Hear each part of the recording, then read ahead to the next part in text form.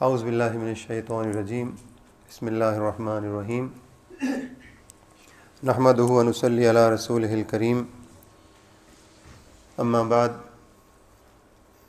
سورہ مومنون 18ویں پارے کی پہلی 10 آیات مبارکہ آپ کے سامنے تلاوت و ترجمہ پیش کروں گا۔ اللہ پاک جو بیان کرے اس پر عمل کرنے کی توفیق عطا فرمائے اور سن کر سنا کر ہمیں اس پر بعمل بنائے۔ قرآن نور ہدایت ہے اور اس نور ہدایت سے چند ہدایت کی کرنیں آپ کے سامنے پیش کروں گا۔ بسم اللہ الرحمن الرحیم۔ قد افلح المؤمنون، تحقیق کامیاب ہو گئے مومنین۔ اس سورت کا نام اسی وجہ سے سورہ مومنون ہے کہ اس میں مومنین کی اللہ پاک نے خصوصیات بیان فرمائی ہیں۔ قد افلح المؤمنون، تحقیق مومنین کامیاب ہو گئے۔ کون مومنین؟ الذین هم فی صلاتہم خاشعون، وہ لوگ جو اپنی نمازوں میں خشیت اختیار کرتے ہیں۔ نماز میں دو طرح کی خشیتیں ہوتی ہیں، ایک ہے ظاہری جسے خضوع کہتے ہیں، یعنی اپنے اعضاء کا آپ کا اللہ کی بارگاہ میں اس طرح کھڑا ہونا کہ آپ کے اعضاء اس کے سامنے جھکے ہوئے ہوں اور ہر عضو سے عاجزی نظر آئے، اسے کہتے ہیں خضوع۔ اور ایک ہے خشوع، دل اللہ کی خشیت سے اس کی طرف مائل ہو اور پوری طرح اس کی طرف متوجہ ہو، تو ایسی حالت کو کہتے ہیں خشوع۔ تو وہ مومنین کامیاب ہوئے جو اپنی نمازوں میں خشوع اختیار کرتے ہیں۔ اللہ پاک ہمیں ایسی نماز عطا فرمائے کہ جو خشیت والی ہو۔ اور در حقیقت آپ لوگوں میں ہوں گے ہمارے کچھ ایسے دوست کہ جب وہ نماز پڑھتے ہیں تو نماز سے باہر آنے کو دل ہی نہیں کرتا، اور لمحات کا اور منٹوں کا اور گھڑیوں کا پتہ ہی نہیں چلتا کہ اللہ کی بارگاہ میں جب خشوع سے کھڑے ہو جائیں پھر وقت پتہ ہی نہیں لگتا کدھر جاتا ہے۔ اللہ پاک ہمیں ایسی نماز عطا فرمائے۔ والذین هم عن اللغو معرضون، اور وہ لوگ جو لغو باتوں سے اعراض کرتے ہیں۔ لغو باتیں یعنی ایسی گفتگو، ایسی محافل جس میں بیٹھ کر صرف گپ شپ اور لغو باتیں کی جائیں، جن کا نہ تو کسی اسلام کی بات سے تعلق ہو، نہ کسی اصلاح کی بات سے تعلق ہو، نہ کسی درس و تدریس سے تعلق ہو، صرف وقت ضائع کرنا ہو، تو مومنین جو ہیں ایسی محفلوں سے اعراض کرتے ہیں۔ اور خاص طور پر آج کل اگر دیکھا جائے تو ہمارے پاس جو ٹیلی فون ہیں ان میں اگر لغو باتیں ہم دیکھ رہے ہیں، یا جو بچے گیم کھیلتے ہیں کمپیوٹر پہ کتنی دیر، وہ گیم سے کچھ حاصل نہیں۔ یہاں علماء لکھتے ہیں کہ ایسی ہر وہ چیز جس سے آپ کو کچھ حاصل نہ ہو وہ لغو کہلاتی ہے۔ یعنی اگر کوئی انسان پارک میں جاتا ہے، ایکسرسائز کرتا ہے، دوڑتا ہے، ورزش کرتا ہے، یا اپنا ٹائم وہاں صرف کرتا ہے تو اس سے کچھ حاصل ہو رہا ہے، اس سے جسم کو کچھ حاصل ہوتا ہے، صحت ملتی ہے۔ اسی طرح کسی محفل میں جیسے ہم یہاں بیٹھے ہیں، اگر اللہ کا ذکر کر رہے ہیں تو یہ محفل جو ہے کارآمد ہے، یہ وقت کارآمد ہے۔ ایسا ہر وہ وقت جو لغو بات میں شمار ہو اس سے مومنین اعراض کرتے ہیں، تو ہمیں اللہ پاک ایسی محفلوں سے اعراض کرنے کی توفیق عطا فرمائے۔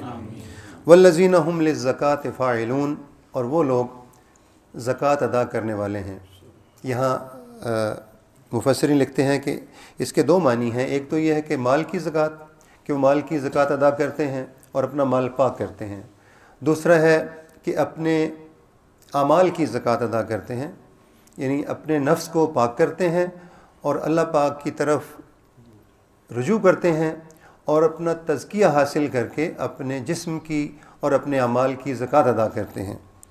تو یہ فاعلون کا جو لکھتے ہیں مفسرین کہ فاعلون کا مطلب ہے ادا کرنے والے، یعنی یہ زکوٰۃ کی طرف اس کا کم اشارہ ہے اور اعمال کی طرف اس کا زیادہ اشارہ ہے، یعنی وہ اپنے اعمال کو اللہ کی خشیت کی وجہ سے اپنے اعمال کو وہ پاک کرتے ہیں۔ والذین هم لفروجہم حافظون، اور وہ لوگ جو اپنی شرمگاہوں کی حفاظت کرنے والے ہیں۔ اب یہ اللہ پاک نے انسان کے ساتھ ایک ایسی خواہش رکھی ہے کہ جس کو اللہ تعالیٰ نے حلال طریقے سے پورا کرنے کا حکم فرمایا ہے، اور ہر انسان اس میں شامل ہے۔ تو اللہ تعالیٰ فرماتے ہیں کہ وہ لوگ اپنی شرم گاہوں کی حفاظت کرنے والے ہیں، مطلب کہ وہ ہر وہ طریقہ جس سے اللہ تعالیٰ نے منع فرمایا ہے اسے اپنی جنسی خواہش کو پورا کرنے سے باز رہتے ہیں اور حلال طریقے اپناتے ہیں۔ الا علی ازواجہم، ہاں مگر ان کی جو بیویاں ہیں ان کی طرف وہ اس کو خواہش کو پورا کرتے ہیں تو اللہ کی طرف سے جائز ہے۔ او ما ملکت ایمانہم، یا ان کی ملکیت ہیں جو یہ پہلے شریعت میں جو لونیاں آتی تھیں اس میں جنگ میں، اور پھر وہ ملکیت بن جاتی تھیں جو لوگ وہاں پر جنگ کرنے جاتے تھے، جس کا آج کل جو ہے وہ امکان نہیں ہے۔ تو اللہ تعالیٰ فرماتے ہیں کہ وہ اپنی شرم گاہوں کی حفاظت کرنے والے ہیں اور ہر اس چیز سے دور رہتے ہیں جس سے اللہ نے منع فرمایا ہے، اپنی خواہش کو صرف اپنی بیویوں سے وہ پورا کرتے ہیں۔ فَمَنِ ابْتَغَىٰ وَرَاءَ ذَٰلِكَ فَأُولَٰئِكَ هُمُ الْعَادُونَ، اللہ تعالیٰ فرماتے ہیں ہاں اگر جس نے کوئی خواہش کی اور اس کے علاوہ، یعنی اپنی بیویوں کے علاوہ، تو فَأُولَٰئِكَ هُمُ الْعَادُونَ، یہی لوگ ہیں جو حد سے نکل جانے والے ہیں۔ اللہ تعالیٰ ہمیں معاف فرمائے کہ یہ لوگ میری حدوں کو تجاوز کرنے والے ہیں، اور جو اللہ کی حدیں تجاوز کرے اس کا پھر ہم خود سوچ سکتے ہیں۔ والذین هم لاماناتہم وعہدہم راعون، اور وہ لوگ جو اپنی امانتیں اور اپنے عہد کو پورا کرنے والے ہیں، یعنی جو کوئی کسی کے پاس امانت رکھوائے اور جب اس کا تقاضا کرے تو اس کو واپس کر دے۔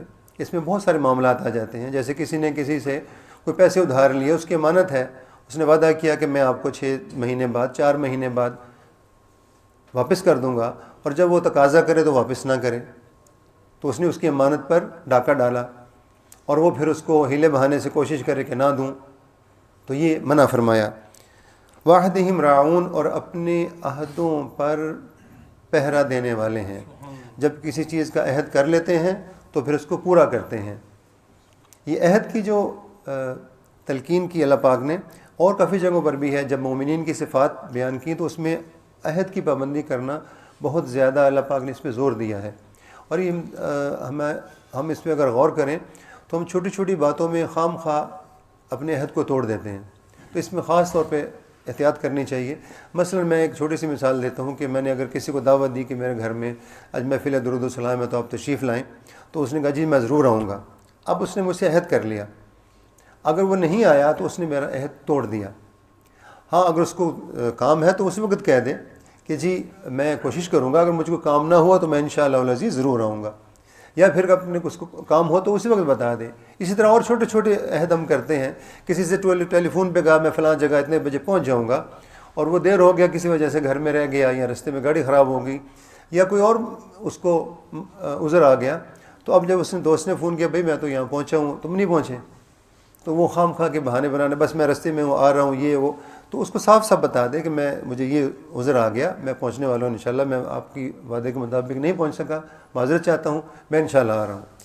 اسی طرح چھوٹے چھوٹے اور بھی ہم زندگی میں دیکھیں کہ ہم جب عہد کرتے ہیں تو ان کو کوشش کریں گے پورا کریں۔ والذین ہم علی صلواتہم یحافظون، اور وہ جو اپنی نمازوں کی حفاظت کرتے ہیں، یعنی کسی نماز کو قضا نہیں ہونے دیتے، نماز کو ضائع نہیں ہونے دیتے۔ اولئک ہم الوارثون، یہی لوگ ہیں جو وارث ہیں۔ کس کے وارث ہیں؟ الذین یرثون الفردوس، کہ یہ جنت الفردوس کے وارث ہیں۔ ہم فیہا خالدون، اس میں ہمیشہ ہمیشہ رہیں گے۔ یہ 10 آیات ہیں، اور اس میں حضرت عمر رضی اللہ تعالیٰ عنہ جو ہے، مسند احمد میں یہ حدیث شریف نقل ہے کہ حضرت عمر نے نبی پاک صلی اللہ علیہ وسلم سے یہ سنا، آپ صلی اللہ علیہ وسلم نے فرمایا کہ جو شخص ان 10 آیات پر عمل کر لے اور اپنے آپ کو اس کے مطابق ڈھال لے، اس کو جنت میں جانے سے کوئی چیز نہیں روک سکتی۔ سبحان اللہ۔ اسی طرح نسائی شریف کی حدیث مبارکہ ہے کہ حضرت عائشہ سے کسی نے پوچھا کہ بتائیے کہ رسول اللہ صلی اللہ علیہ وسلم کے اخلاق کیسے تھے، آپ کی سیرت کیسی تھی، تو آپ نے کچھ نہ جواب دیا بلکہ یہ 10 آیات تلاوت فرما دیں اور فرمایا یہ میرے نبی کے اخلاق تھے اور یہ ان کی سیرت تھی۔ تو گویا یہ اس میں مومنین کے لیے بہت زیادہ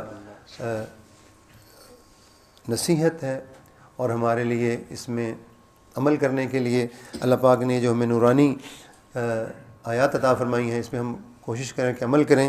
میں ایک دفعہ پھر اس کو دہرا دیتا ہوں تاکہ ہمیں یاد رہے اور ہم اس پر عمل کرنے کی کوشش کریں۔ پہلی کیا چیز، الذین ھم فی صلاتہم خاشعون، اپنی نمازوں میں خشوع کرتے ہیں۔ یہ نماز پڑھیں تو پوری طرح سے اس کی طرف متوجہ ہو جائیں۔ والذین ھم عن اللغو معرضون، لغو باتوں سے اعراض کریں۔ للزکوٰۃ فاعلون، اور تزکیہ نفس بھی کریں اور تزکیہ مال بھی کریں۔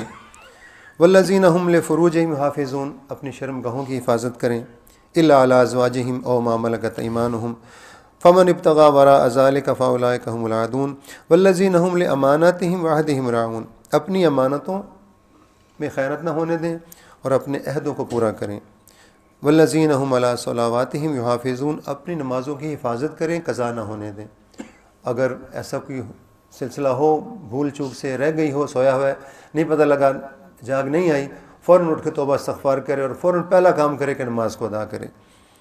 اولئک ھم الوارثون، تو اللہ پاک ہمیں ایسے لوگوں میں شامل فرمائے کہ جو جنت الفردوس کے مالک ہیں۔ اور یہ جنت الفردوس جو ہے، یہ سب سے اعلیٰ درجہ ہے اللہ پاک کی جنت کا، اور اس میں جنت کی راحتوں کے علاوہ اللہ پاک کے قرب کا بھی ذریعہ ہے۔ اس لیے جب بھی اللہ سے، جیسے یہ کہتے ہیں نا، ایک ایگزیکٹو کلاس ہے، ایک فرسٹ کلاس ہے، کوئی بزنس کلاس ہے، اکانومی کلاس ہے، تو اللہ نے بھی اپنے بندوں کی کلاسز بنائی ہوئی ہیں کہ جو میرے بندے زیادہ مقبول ہیں میں ان کو ایگزیکٹو کلاس میں رکھوں گا، ان کو فرسٹ کلاس میں رکھوں گا۔ ہمیں اکانومی مل جائے تو ہمیں اللہ کا شکر ادا کرنا چاہیے، لیکن اس کو مانگنے میں کیا حرج ہے؟ اللہ سے ایگزیکٹو کلاس ہی مانگیں کہ جنت الفردوس مانگیں۔ اللہ پاک ہمیں جنت الفردوس عطا فرمائے، آمین۔ وما علینا البلاغ۔